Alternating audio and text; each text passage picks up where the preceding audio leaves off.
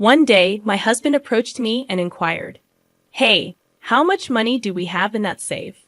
I couldn't help but chuckle and replied, probably around $500,000 in total. Now, the following day, upon returning home, I discovered a signed divorce paper on the living room table. Both my husband and the vault were gone. My name is Helen, a 58-year-old working housewife who still puts in diligent effort at my job. You see, my hobby is saving money. Ever since my childhood, my mother opened a savings account for me, teaching me that depositing money in the bank would make the numbers in my passbook grow. I found it incredibly enjoyable to witness this growth.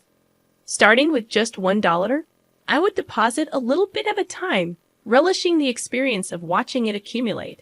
As my savings grew over the years, earning a few cents in interest annually became a delightful surprise to my younger self.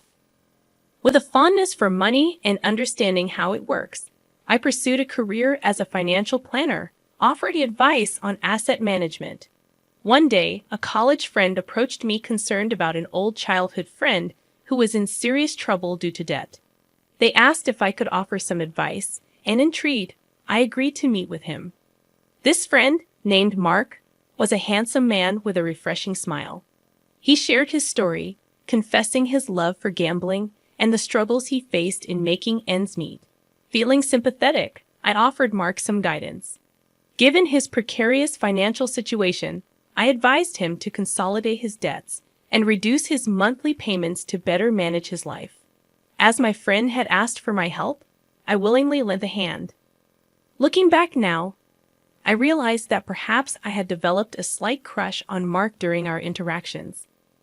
Little did I know that this would lead to a series of troublesome events. Against the advice of my friend, Mark and I decided to get married, believing that our union would help us face his debts together. Due to my stable income and financial expertise, most of Mark's income went towards paying off his debt. I made sure he severed ties with his parents to prevent the debt from escalating. Additionally, I provided Mark with a monthly allowance of $500. However, when Mark decided to cut ties with his parents, they responded with anger and resentment. His mother labeled him an ungrateful child, regretting ever giving birth to him. His father too expressed his discontent, desiring to confront me for what he considered thieving behavior. It was clear that they believed Mark belonged to them as a means to repay their debts. Exhausted from dealing with his parents' debt for so long, Mark finally stood up for himself, declaring he was not their ATM. He returned to me, feeling relieved to be free from their constant reminders of the financial burden. Soon after, we welcomed a son, Kevin, who bore a striking resemblance to Mark. Kevin became my pride and joy, but unfortunately, he inherited his father's lack of discipline and indecisiveness. Just as our son noticed Mark's carefree character, he also observed the never-ending cycle of borrowing money from predatory lenders, dealing with loan sharks, and tricking friends into lending him money for gambling. Our journey was not without its challenges, but I managed to keep Mark on track. Over the span of 23 years, we gradually reduced Mark's debt to around $10,000, nearing full repayment. One day, while on the verge of achieving our financial goal, Mark received a call from his parents. They informed him that his father had collapsed and was at the hospital. Concerned, Mark left work early to be by his parents' side. He messaged me, apologizing for breaking our promise and explaining the situation. I encouraged him to go and comfort his parents, assuring him it was all right. As Mark continued visiting his parents at the hospital, I provided him with a little extra money for the hospital fees they couldn't afford. It seemed my in-laws were struggling financially and relying on Mark for support. Although he withdrew a significant amount from our joint funds each visit, around $1,000 to $2,000 per month, I chose to let it slide, understanding their need for assistance. A year had passed since my father-in-law's collapse, and both my in-laws had aged significantly. They sought someone to lean on, and I suppose they found comfort in Mark's presence. Meanwhile, I continued my hobby of saving money.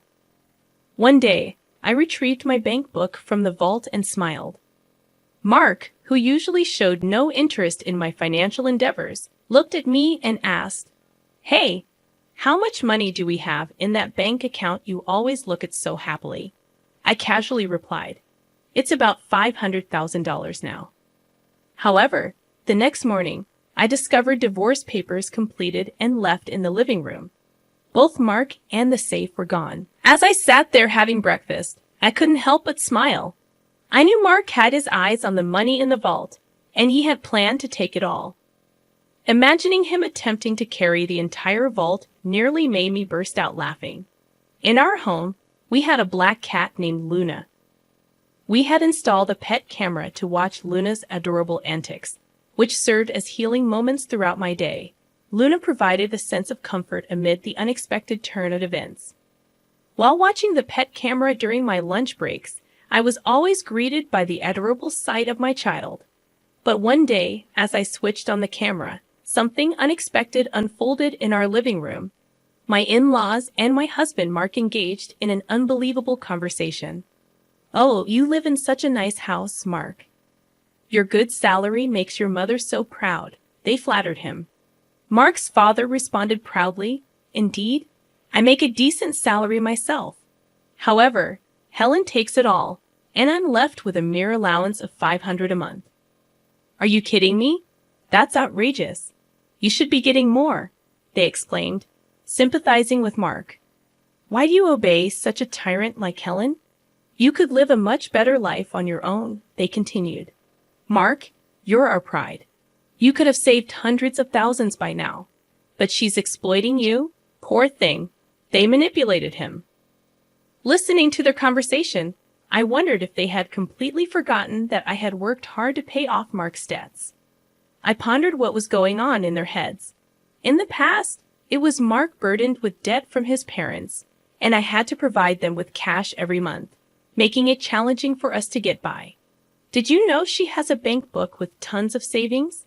It's not fair that you only get $500. Mark complained, and in that moment, my in-laws' eyes lit up. They exchanged glances and eagerly leaned in, awaiting Mark's response. Last I heard, I think it was around $400,000 or $500,000, Mark answered. "Mark, isn't that money rightfully yours?" they asked, trying to persuade him. "It may not match the effort you've put in, but shouldn't you be receiving that money?" "Yeah, I guess you're right. I'm starting to think the same thing," Mark conceded. Despite his good looks, Mark was easily influenced and indecisive. In the past, I found this endearing and wholeheartedly devoted myself to him. However, it seemed he was being manipulated by his parents once again, and they were about to touch my precious savings. Witnessing this scene was incredibly painful. Tears streamed down my face as I sat at my desk at work, holding my phone. For the past 23 years, I had diligently set aside my own living expenses from Mark's income, primarily using it to pay off our debt.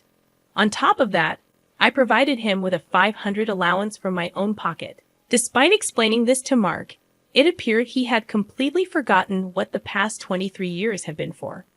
I felt a deep sadness and pitifulness, as if I were drowning in my own tears in that moment. I made the decision to record the conversation and promptly sent the data to my son. Claiming sickness, I left work early and headed to my regular bar, where I drowned my sorrows in alcohol. Pouring out my heart to the bartender, he gently comforted me, saying, "Why do you grieve for someone like that? You've done nothing wrong. There's no need to live for them. Live for yourself." In that moment, my love for my husband and my intoxication faded away. "Thank you, sir. Next time, we'll share a pleasant dream," I said to the bartender before leaving. Returning home, I entered my study and began devising a plan to retrieve the bank book from the safe. I couldn't fathom how to accomplish it, but I was determined to show them hell. They should never underestimate me. Concentrating harder than ever, I knew that gathering evidence was the first step. From that day on, I diligently checked the pet camera every day, and slowly, the ugly truths began to surface. Instead of the woman my husband was having an affair with, my in-laws started appearing on the camera in our house. They were discussing their plan to take the bank book from me. Is everything arranged to take that bank book from Helen? They asked, grinning unpleasantly. You're smart. You must have thought of something, right? Yeah, I have a plan. I'm thinking of taking the entire vault. It'll be easy, Mark responded confidently. But the safe is quite heavy. Are you sure you can handle it? His father questioned. I'll be fine. I'll load it onto a cart. Dad, helping out, Mark replied, and his father agreed, saying, All right, I'll assist you any time. The safe weighed around 120 pounds, confirming my suspicion that Mark, despite his good looks, was not very smart. At that moment, I solemnly pledged to drag these people down to the depths of hell. They had not only betrayed me, but also ruined the precious moments I spent watching Luna, our cat. Witnessing my husband's infidelity through the camera was a painful blow. I had hoped to find solace in Luna's presence, but even she seemed scared and wouldn't show up. These people had shattered my peace, but I vowed to punish them severely. One day, while I was working, I activated the pet camera once again. This time, it wasn't the woman my husband was having an affair with. Instead, it was my in-laws at our house, discussing their plan to take the bank book from me. With determination in my heart, I continued to gather evidence, and soon the day would come when I would execute my plan and show them the consequences of underestimating me. Facing the reality of my impending divorce, I found myself strangely accepting of the situation. Just how desperate were these people to go after money? I sat at my office desk, sipping coffee, and recorded the scene on my phone screen. Surprisingly, I wasn't upset or sad anymore. If they had such intentions, so did I. I was determined to show them the consequences of their actions. Then, the day finally arrived. Hey, how much money is in that passbook on the vault? You always seem so happy when you're looking at it, Mark asked. Right now, there's about $500,000 in there, I replied casually. The next day when I arrived home, I discovered a signed divorce paper in the living room. Both my husband and the vault were gone. A smirk formed on my face as I sat down to have breakfast.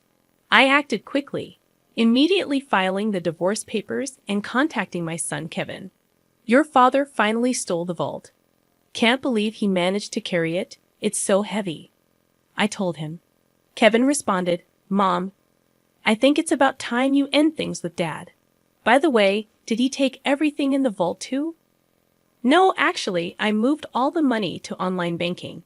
The passbook is essentially worthless now. The most valuable thing might have been the safe itself since it was so heavy. Oh, by the way, I've already filed the divorce papers. Now I'm thinking about filing a police report. What do you think? I explained to Kevin, who agreed and suggested that I should file a police report and hire a lawyer. Right, a lawyer. I already have a private investigator on it, but I hadn't thought about a lawyer. Thanks, I replied to Kevin. He seemed exasperated. Following Kevin's suggestion, I reached out to a lawyer through my private investigative contact. I handed over the recording from my pet camera to both the police and the lawyer, and then I waited.